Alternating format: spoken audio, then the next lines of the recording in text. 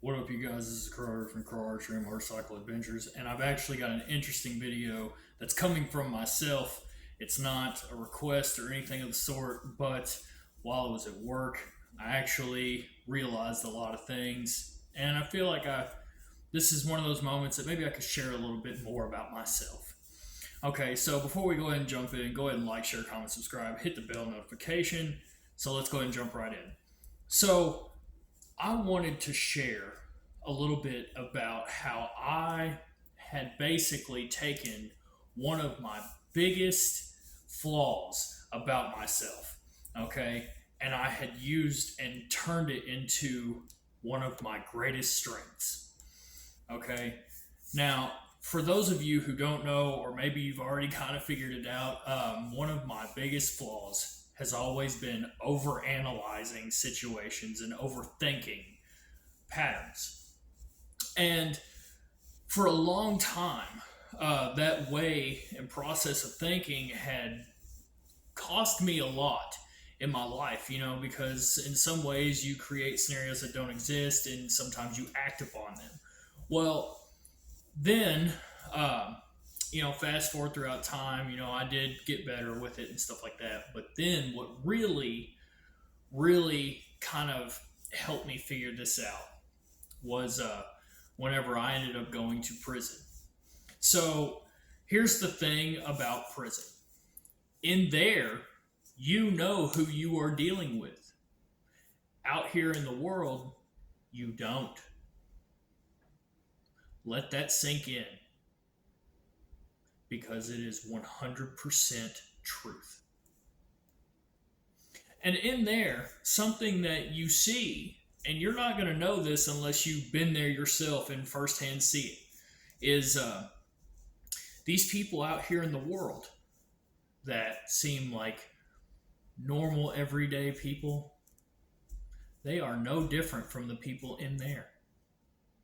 I'll never forget this. I was over at the Rotor Correctional Complex, which is a classification facility here in the state of Kentucky, and that is where they classify your custody level and then determine where you are going to go as your final destination.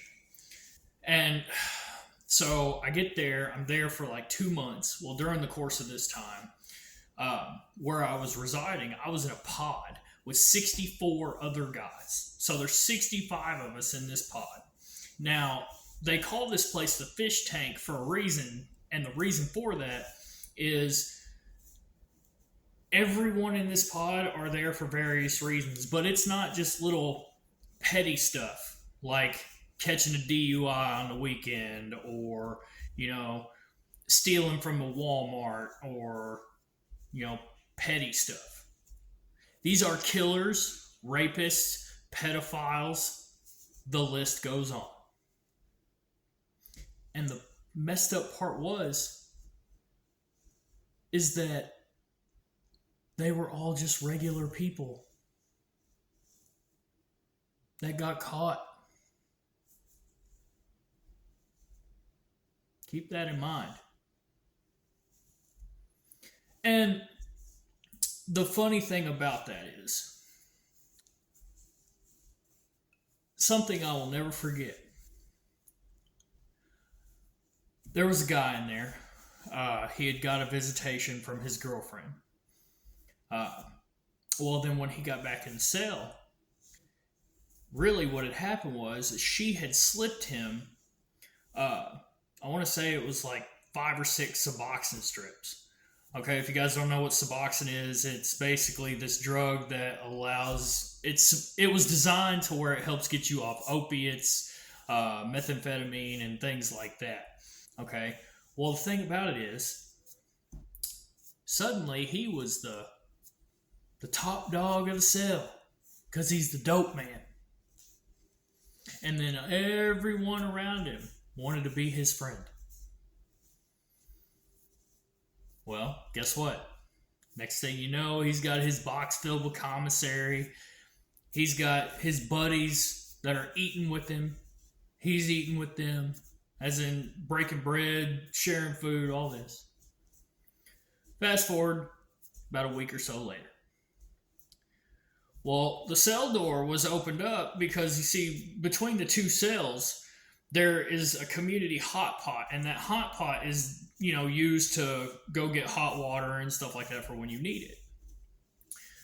Well, the doors were open because this was during the time of where both units could go down to go eat and then come back, and then they were going to go through and close the door. Well, it turns out that this guy had owed another dude in one of the other cells one of those strips. Now, here's the thing, out here on these streets, those are like $20 a piece. Behind the fence and on that yard, they're $400 a piece. $400. Ridiculous. Insane. So this guy runs up into our cell and goes up to our dope man and proceeds to beat his ass. And all of this guy's friends stepped back and did nothing. They watched it happen. What does that say? Now keep in mind, this is a small little group in a place of killers, rapists, pedophiles. Continue, the list go on and on. They did nothing.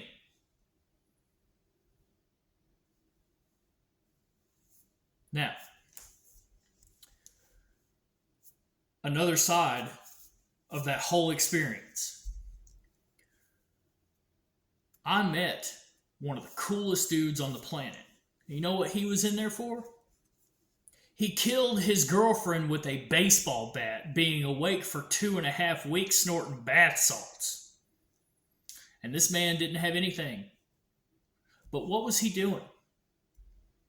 He was going around and helping people, trying to better their lives. In fact, I'll never forget what he told me. He asked me, he's like, dude, what are you in here for? And I told him. And he's like, man, you got a chance to go home. Don't come back. I'm in here for the rest of my life because of stupidity. And I'll never forget, he pulls out this manila envelope. And you see, when you have a murder case against you, the state is required to provide all the evidence that they have against you. And he pulls out this manila envelope. He was like, now I'm going to warn you, there's things in here that you will never forget. I said, okay. Pull this out, and I'll never forget it. These are actual photos from a crime investigation of where this woman had been beaten to death with a baseball bat, laying on an autopsy table, covered in blood, completely unrecognizable.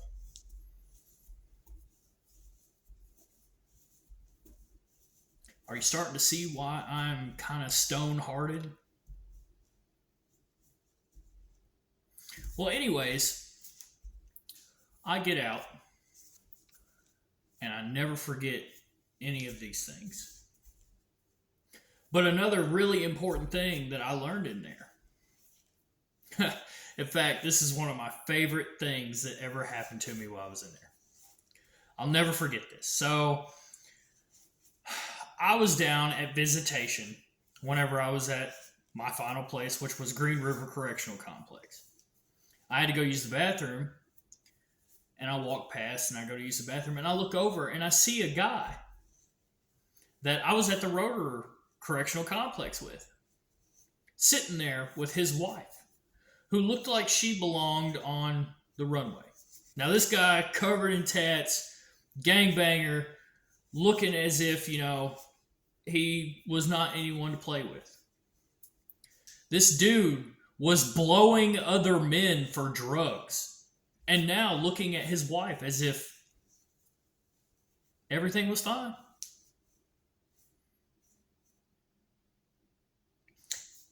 And that's what a lot of people don't understand, is the simple concept of what I'd state. In there, you know what you're dealing with. Out here, you don't. And a lot of my overthinking, in fact, all of it nowadays, comes from two things. betrayal, and prison. And so, what did I decide to do? Eventually, I got to a point where I decided that I was going to use my overthinking problem and I was going to use it to help other people. Like, don't get me wrong, my overthinking has screwed me out of a lot of things in life, and that's okay. But you can only do two things. You can either A, lay down and be defeated and accept to be a victim for the rest of your life, or B, get up and do something about it and maybe help other people with it. So that's what I did, and that's where a lot of things come from. That's why I'm able to figure out situations and stuff like that. And to me, I realized that I don't care about people pleasing. I don't care to please people in the sense of like doing anything at all costs to earn their validation. I don't care about that. I don't care. Now, you know, a lot of people have asked me, "Oh, well, what about abandonment?" Like for a while, when my ex-wife had left and everything, I thought that that was something about me, but then I realized that once I got to the point to where if somebody wants to leave, they can go. Dude, it makes things so much easier and I love it.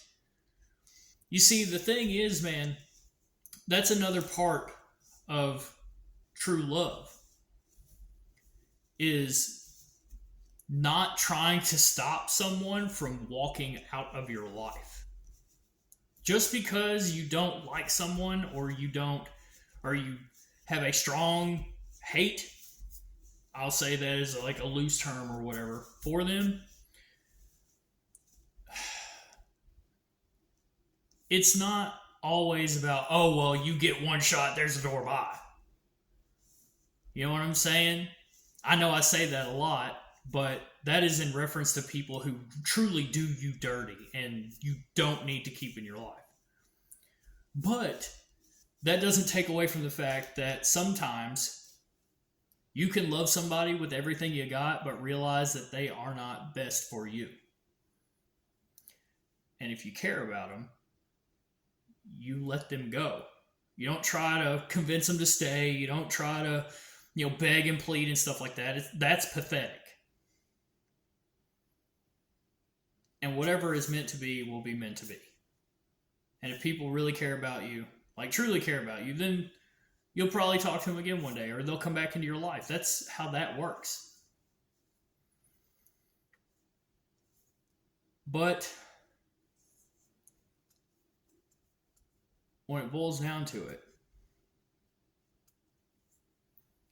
please take that to heart. In there, you know who you're dealing with. Out here, you don't. You really don't. Someone that you could perceive as being the biggest and baddest guy around could end up totally being, yeah, I'm not going to say it. But I think you catching the drift.